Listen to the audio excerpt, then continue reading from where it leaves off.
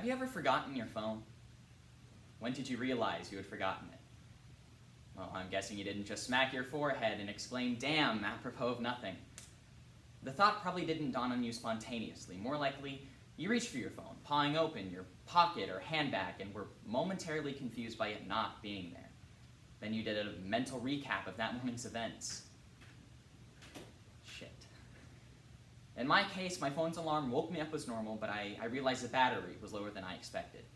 It was a new phone, and it had this annoying habit of leaving applications running that would drain the battery overnight. So I put it on a charge while I got in the shower instead of into my bag like normal.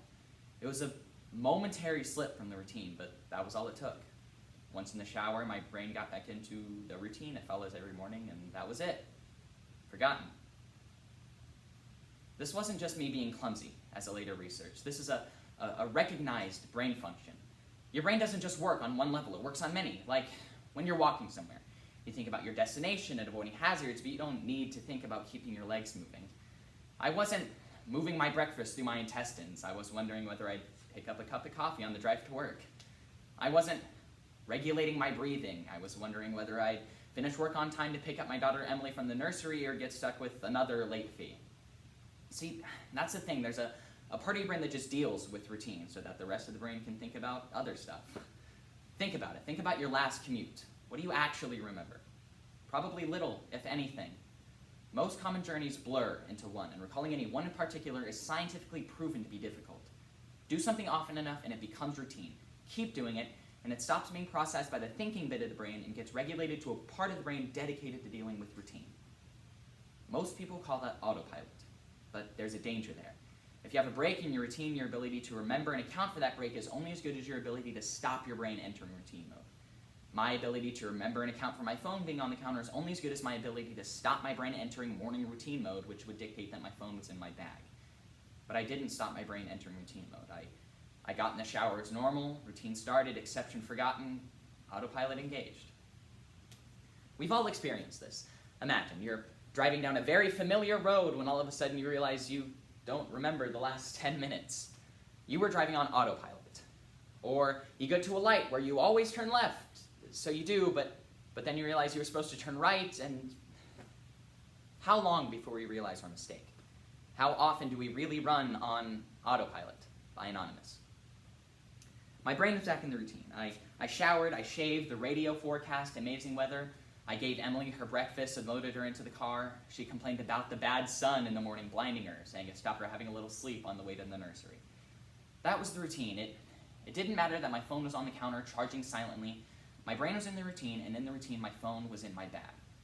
This is why I forgot my phone, not clumsiness, not negligence, nothing more than my brain entering routine mode and overriding the exception. Autopilot engaged. I left for work. It's a swelteringly hot day already. The bad sun had been burning since before my traitorously absent phone woke me.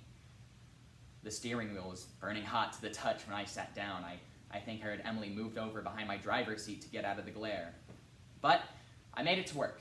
I attended the morning meeting, submitted my report. It wasn't until I took a quick coffee break and reached for my phone that the illusion shattered. I remembered the dying battery. I remembered putting it on a charge. I remembered leaving it there. Autopilot disengaged. Again, therein lies the danger. Until you have that moment you reach for your phone and the illusion shatters, that part of the brain is still in routine mode. It has no reason to question the facts of the routine. That's why it's a routine, the act of repetition. It's not as if anyone could say, why didn't you remember your phone? Didn't it occur to you? How could you forget? You must be negligent. This is to miss the point. My brain was telling me the routine was completed as normal despite the fact that it wasn't. It wasn't that I forgot my phone. According to the brain, according to my routine, my phone was in my bag. Why would I think to question? Why would I check? Why would I suddenly remember out of nowhere that my phone was on the counter? My brain was in the routine, and in the routine, my phone was in my bag. The day continued to bake. The morning haze gave way to the relentless fever heat of the afternoon. Tarmac bubbled. Direct beams of sunlight threatened to crack the pavement. Window frames threatened to warp. People swapped coffees for iced smoothies. Jackets discarded, sleeves rolled up, ties loosened, brows mopped. The park slowly filled with sunbathers and barbecues. The thermometer continued to swell. Thank God the offices were air-conditioned. But, as ever, the furnace of the day gave way to a cooler evening. Another day, another dollar. Still cursing myself for forgetting my phone, I drove home. The day's heat had baked in the inside of my car, releasing a horrible smell from somewhere. When I arrived in my driveway, the stones crunching comfortingly underneath my tires, my wife greeted me at the door. "Where's Emily?" Shit. As if the phone wasn't bad enough. After everything, I'd left Emily at the nursery after all. I immediately sped back. I got to the door and started practicing my excuses, wondering vainly if I could charm my way out of a late fee. When I got to the door, there was a piece of paper attached. Due to overnight vandalism, please use side door, today only. Overnight? The door was fine this morning.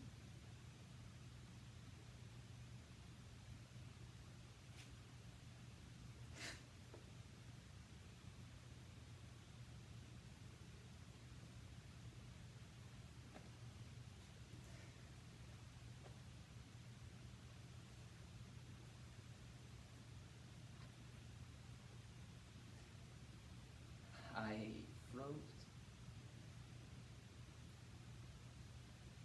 My knees shook.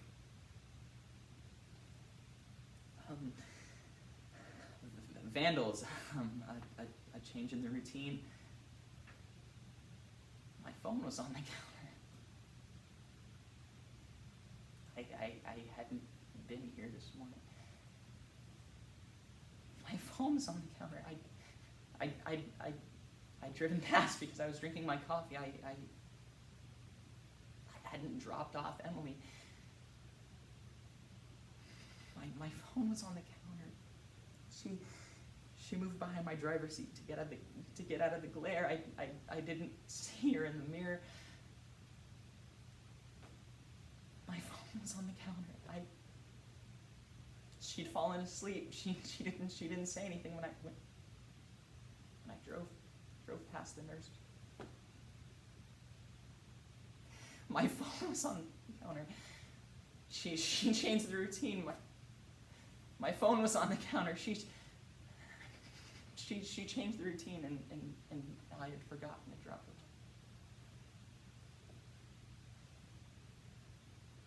it. My phone was on the counter. 9 hours. That car, that baking sun, no air, no water, no power, no help, a steering wheel too hot to touch.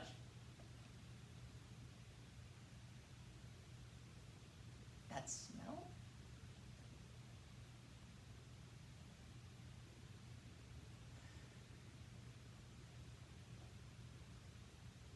I walked to the car door,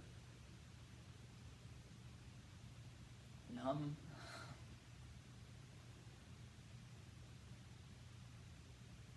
Shock.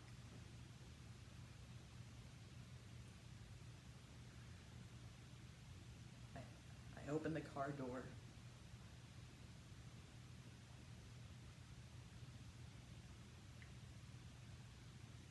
My phone was on the counter and my daughter was dead. Autopilot disengaged.